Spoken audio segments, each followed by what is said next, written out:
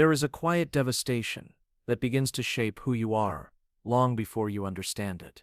You felt it, even as a child, the weight of love that was never truly love. It was something else entirely. Something that hurt more than it healed. It was the suffocating silence that followed every misstep, the cold indifference that replaced the warmth you craved.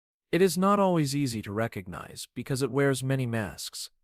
Sometimes it is hidden behind an angry face. Other times it is disguised by neglect, by absence. But it always remains, this heavy unseen thing that follows you, whispers in your ear, shapes the way you move through the world. It is the toxic legacy of growing up with parents who never quite knew how to love you. You have spent years perfecting the art of appearing unbroken. You have learned to smile, to nod, to act as if nothing has ever hurt you. The world has grown used to your calm face, never suspecting the storm that rages beneath it. Perhaps you have even convinced yourself that you are okay, but deep down, you know. You know the truth of what it cost you to hold it all together. The truth that you still carry the invisible scars, the ones that don't fade with time. Because no matter how much you try to convince yourself otherwise, you are still that child who never quite felt like they belonged. It was never your fault. Yet you carry the burden of it as if it is. And that is the tragedy of toxic parenting. It teaches you to internalize blame, to make yourself small and invisible, so you are not a burden. You learned early that your needs were too much, that your emotions were too loud, too demanding, so you learned to hide them, to bury them, so deep that even you cannot always find them, but they are there, always there, lurking beneath the surface. The emptiness that you carry is not a result of your own failures, but a product of what you never received: love, affection, and validation. The kind that only comes from parents who can see you for who you truly are, who love you without conditions, who nurture and guide you. But instead, you grew up with the opposite. They may not have meant to hurt you. Sometimes, toxicity is subtle, insidious. It's not always overt cruelty or constant criticism. Sometimes, it's the absence of something, the absence of emotional warmth, the absence of understanding, the absence of any real connection. It is the silence that follows your cries, the coldness that fills the space where tenderness should have been. You were never allowed to be fully human. You were taught to shrink, to hide, to please, to exist only when it was convenient for them. It is not anger you feel. It is the exhaustion of carrying this burden alone for so long. The weariness that comes from trying to be perfect, to be what they wanted you to be, instead of who you truly are. You learned to twist yourself into shapes that would fit into their expectations. You became a reflection of their needs, and in doing so, you lost sight of your own. The world around you may have believed you were strong, but what they failed to see was how fragile you truly were. What they could not see was that beneath your calm exterior, there was a heart breaking from the inside out. And you learned to live with that brokenness. You learned to keep going, even when it hurt, because you were taught that there was no other choice. And sometimes you still wonder if you will ever be whole again, if you will ever feel truly loved, truly seen. But that longing, that ache, it is not just a yearning for the love you never received. It is a yearning for something deeper, something more foundational. It is the desire to finally be seen, to be understood, to be accepted. It is a longing for safety. This is not just your story. This is the story of many, perhaps millions, who grew up with the same toxic blueprint. They too were taught to shrink, to hide their truths, to bury their pain. They too are walking around in the world with invisible wounds, carrying the weight of a childhood they cannot forget. Even if they try, it is a collective grief that binds us together, even if we do not always speak of it. You are not alone in this, but you may feel like you are. And that is the hardest part. The isolation that comes with carrying such a heavy hidden burden. The belief that no one truly understands what it feels like to live in the shadows of toxic parenting. To feel like you were never enough. It is not your fault. It never was, but it is yours to heal. And healing is possible, though it will not come easily. But for now, just allow yourself to feel what is true. To recognize the weight you carry, the parts of yourself that you have hidden away. Because only by seeing them can you begin to heal. And in seeing them, you will finally begin to see yourself. There is a sinking that happens when you begin to truly understand the depth of what you carry. It is not a sudden crash, it is a slow descent into something that feels heavier the more you face it. You thought you had moved on, convinced yourself that time had healed the worst of the wounds, but there are some things that time does not mend, and sometimes the hardest part is realizing that you are still trapped in the cycles of your past. The truth is, you have lived your life in defense, constantly protecting the fragile parts of yourself that were once torn apart. It is not the pain itself that has kept you from healing. It is the fear of what will happen if you allow yourself to feel it. What will happen if you let the cracks widen? If you let the old wounds bleed again? You do not want to face the weight of the past, not because it is too heavy, but because you fear you might collapse under it. You fear that there will be nothing left of you if you open up the floodgates. But in truth, you have already collapsed. You have spent so much of your life holding yourself together with fragile threads, never allowing yourself to break, never allowing yourself to feel what was always there. And it is in this constant holding that you have forgotten who you really are. The parts of you that were shaped by love and nurturance, by acceptance and safety, have been buried so deep that they seem like a distant memory, but they are still there, waiting. Because you see, this is the paradox of toxic parenting. The love that was never given, the care that was never shown, it does not just disappear. It clings to you like a shadow. It becomes your inner dialogue, your constant companion, the voice that tells you that you are not enough, that you must earn love, that you are only valuable when you fulfill someone else's needs. That voice never stops whispering, even when you try to drown it out with distractions, with busyness, with accomplishments.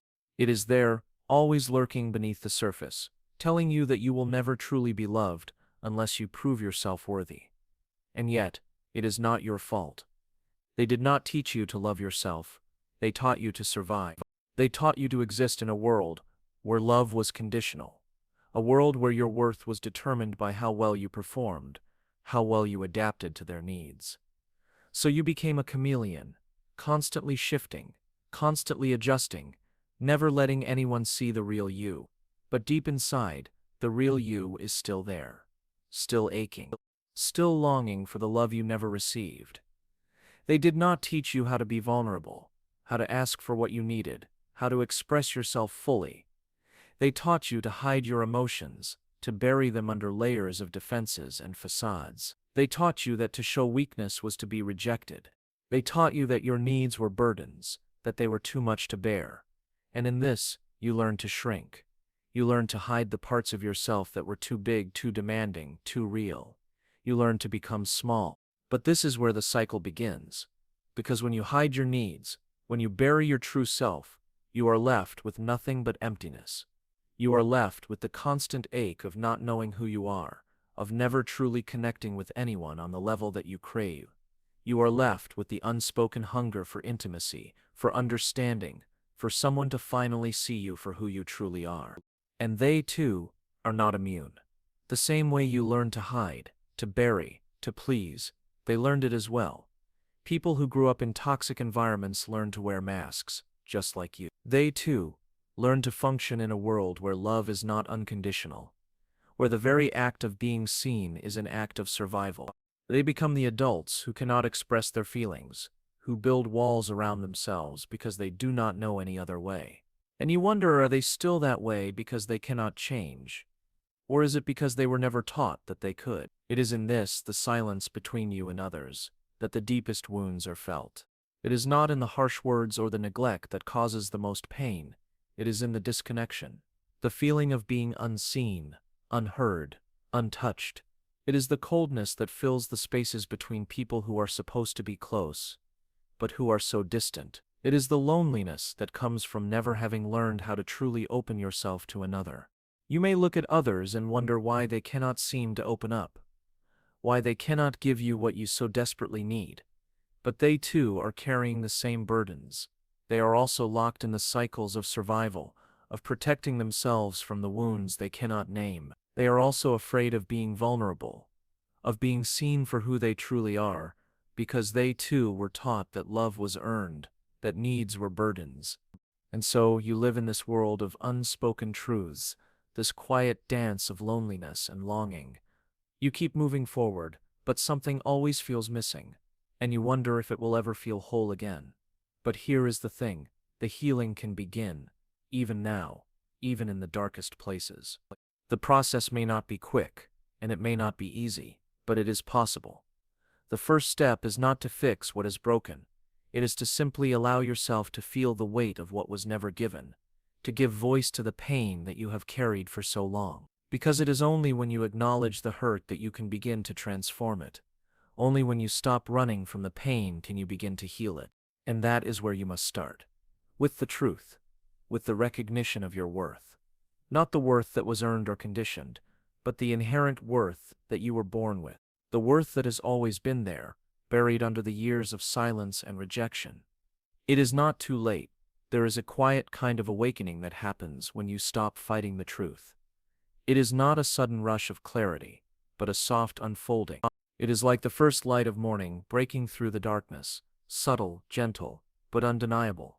You have spent so long in the shadows, clinging to old patterns of survival that no longer serve you.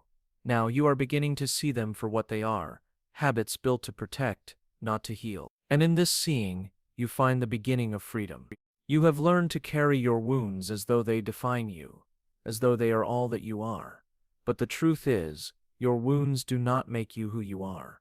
They are part of your story, yes, but they are not the whole of it. Your story is still being written. Every day, every moment, you are rewriting what it means to be whole, to be worthy, to be loved. You are not defined by the hands that did not hold you. You are not defined by the voices that made you feel invisible. You are not defined by the cold silences that shaped your world. You are defined by what you choose to do with what you have learned, by what you choose to see in yourself. And this is the point where you must choose.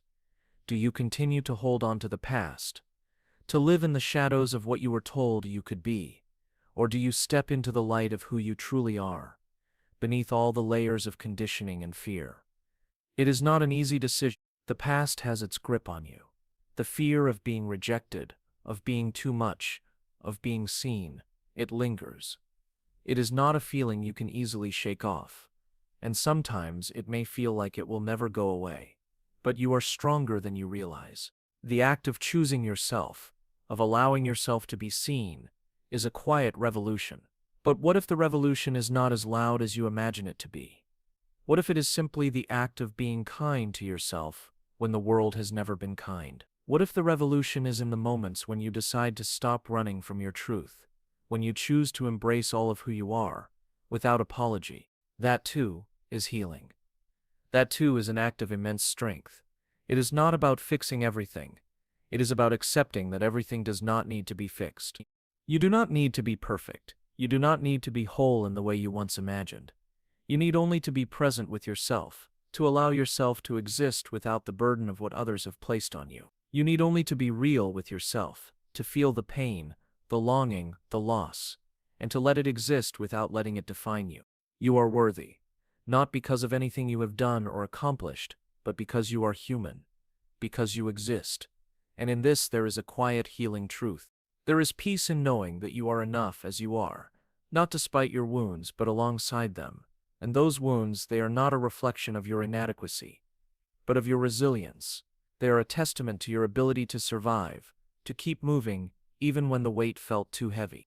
And now, they are a reminder that you can heal, that you can evolve, that you do not have to remain a prisoner to the story you were told about yourself. You may not be able to change the past, but you can rewrite the present. You can choose to stop carrying the weight of someone else's narrative, to stop living under the shadow of the love that was never given. You can choose to live your truth, to embrace the parts of yourself that were once buried, and in doing so, you begin to heal. Not because you are fixing what is broken, but because you are accepting what has been, and allowing it to shape you into someone who is whole despite it. It may not happen all at once. Healing is not linear. There will be days when the pain resurfaces, when the old stories try to creep back in. But each time it happens, you will have a choice. You will choose again. You will choose to see yourself for who you truly are, worthy, enough, and deserving of love. Because this acceptance is where the healing begins. You do not have to be perfect. You do not have to be whole. You only need to be real, to be present, to embrace yourself in all your complexity, your beauty, your brokenness, and your strength. And in this you will find peace. Because you are not defined by the love you did not receive. You are not defined by the voices that told you that you were not enough. You are defined by your ability to stand, to grow, and to heal. You are defined by your capacity to love yourself, despite everything, and to believe that you are worthy of the love you have always longed for. And one day, you will find that love, the love you have been searching for all along, it will come from within. Solitude was never punishment. It was preparation. Thank you for reading. If this reflection resonated with you, consider subscribing for more reflections like this.